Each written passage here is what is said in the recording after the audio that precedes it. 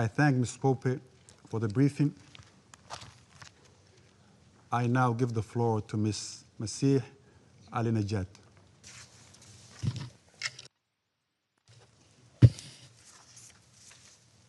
Hello, everyone.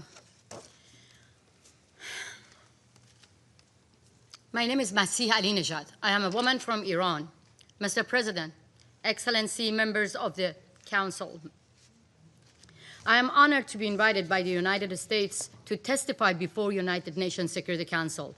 I am here today to warn you, on behalf of millions of Iranians, what is needed now to bring justice to those who order massacre in Iran is real and concrete action against a regime that do not understand the language of diplomacy.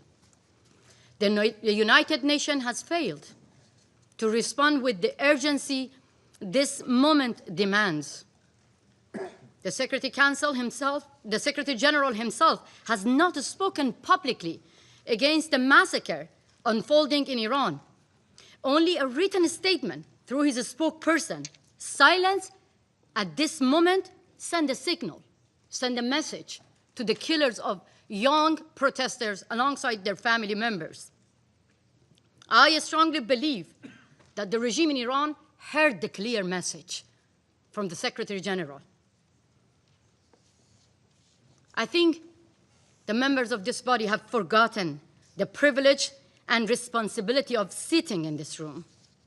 Secretary General, I know you hear me. I want to directly talk to you. Why are you afraid of the Islamic Republic?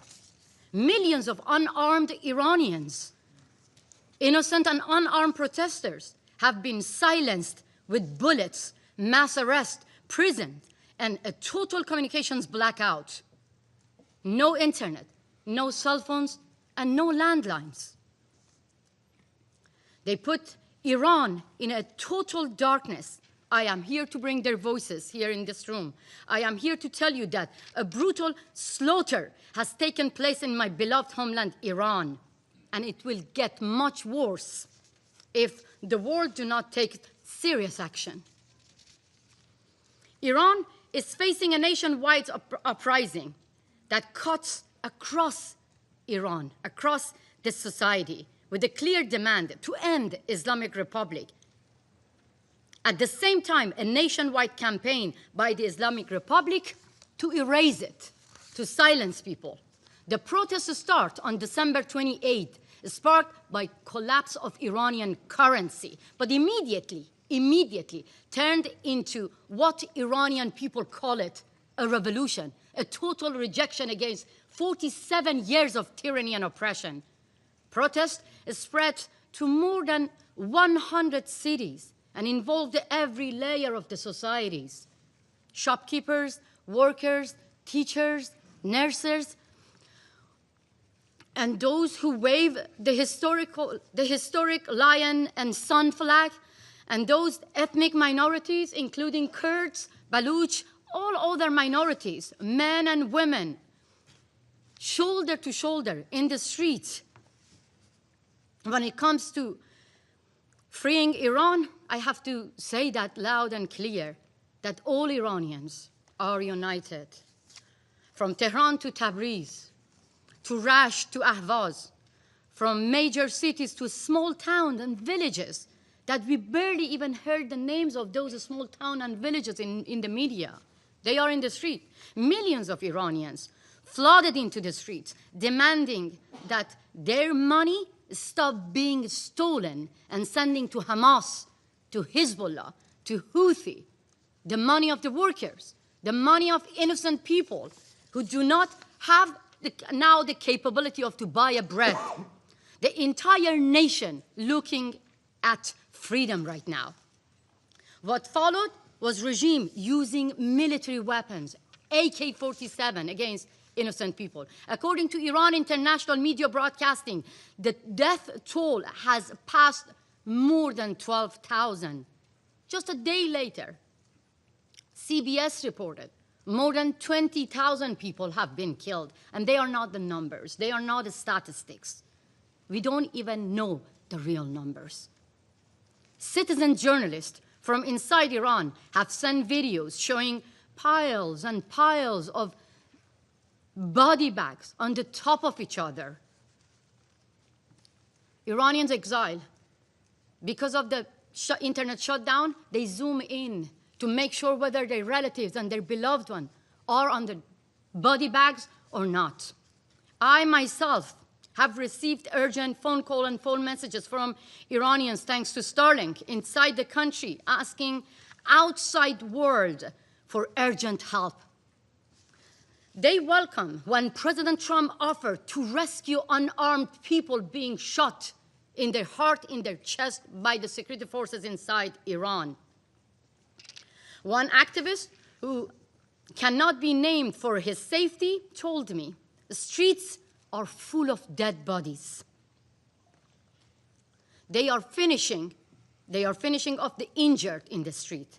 They told me the security forces have stormed into hospitals and taking away the injured.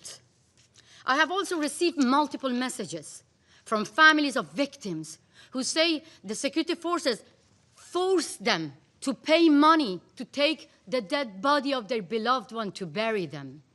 On January 8, 2026, the Islamic Republic shut down the internet and imposed a technical blackout. Not to stop protests, because people are fed up and they are in the streets anywhere, but to hide their crimes, their brutality. This was not a technical mistake or failure. It was deliberate.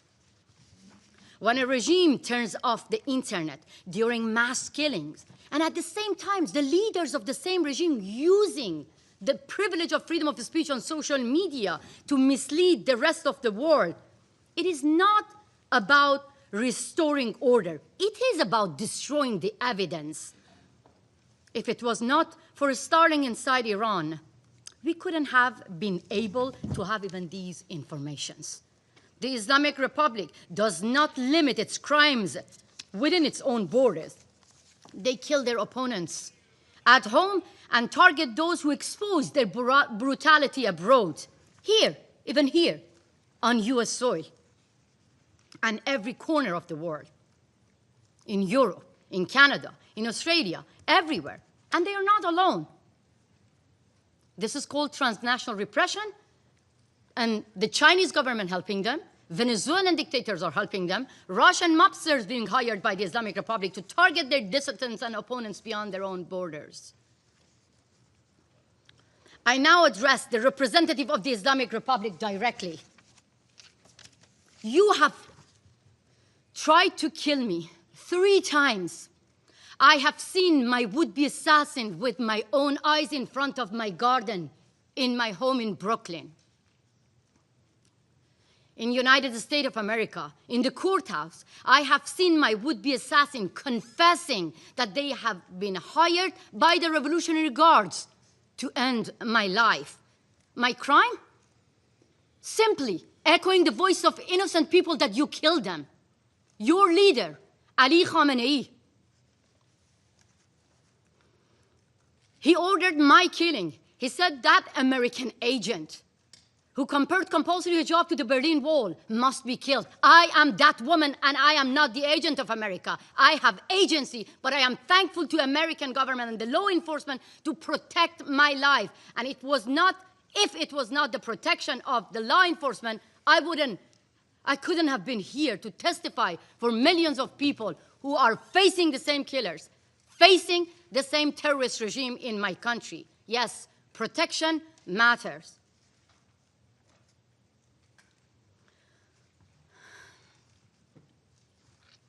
Unfortunately, I live with survivor's guilt because many Iranians do not have the same protection.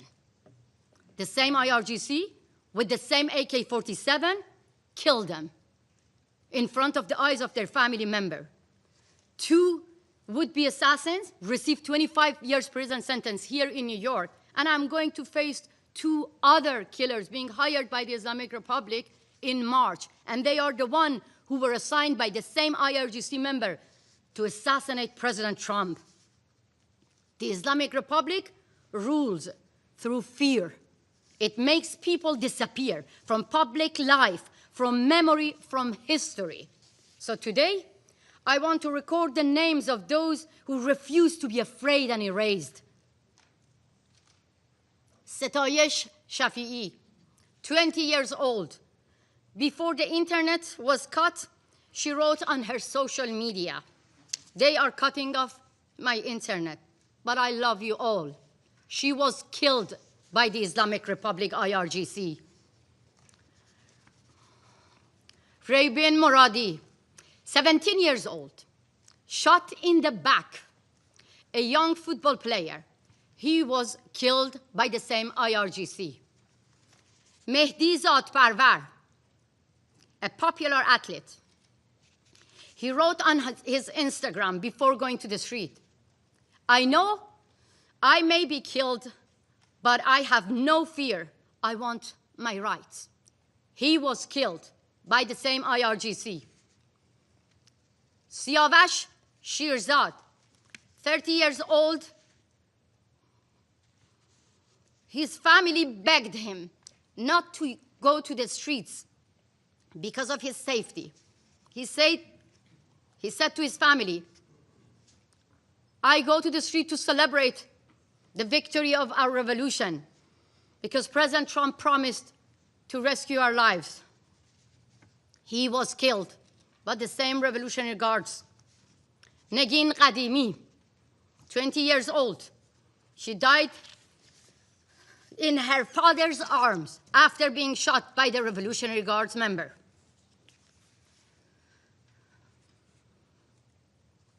I feel guilty that I don't name the rest. The list of names goes on and on.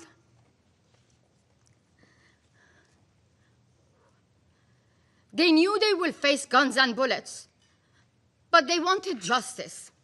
So now let me name their killers. Ali Khamenei, who declared protesters would be put in their place. Judiciary Chief Ghulam Hussein Mohseni Ejei and the IRGC commanders who publicly vowed punishment would be maximum. Ali Larijani, who promised no mercy for those who questioned the regime, while his own daughter, his own family live here in the United States of America. They don't deserve to enjoy the privilege of freedom in America. Like the other children and relatives of the Ayatollah saying death to America, their relative lived here in America. 3 years ago, another Iranian human rights defender stood here in this room to warn you about another nationwide protest, Women, Life, Freedom, after the murder of Mahsa Jina Amini for the crime of simply showing a bit of her hair. How many women are sitting here? You could easily get killed simply for showing your hair. Mahsa got killed. That sparked a revolution. And women and men shoulder to shoulder took to the street. More than 700 people got killed. We have seen this before. We have more names to remember. In 2009, Neda Agha Sultan, symbol of more than 100 people who got killed. They named President Obama to protect them. President Obama was looking to open the doors of diplomacy to a regime whose language of negotiating with its own people is guns and bullets. We've seen this in 2019 with Pouya Bakhtiari, who was killed in front of the eyes of his mother, Nahid Shirpishe.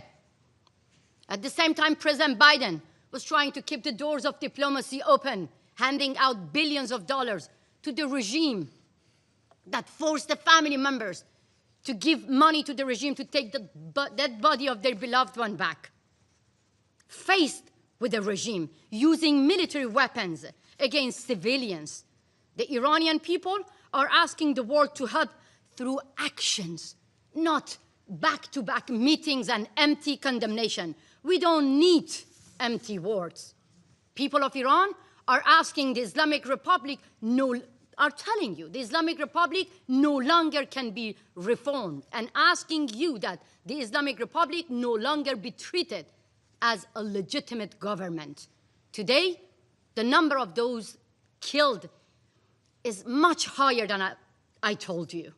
This regime, again and again, cannot be reformed. Let me be very clear. The Islamic Republic behave like ISIS, and the Islamic Republic must be treated like ISIS.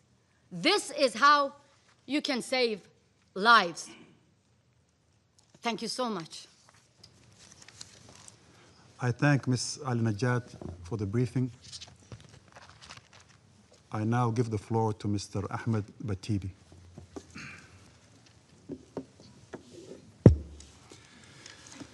Good afternoon, ladies and gentlemen. I have a note here, but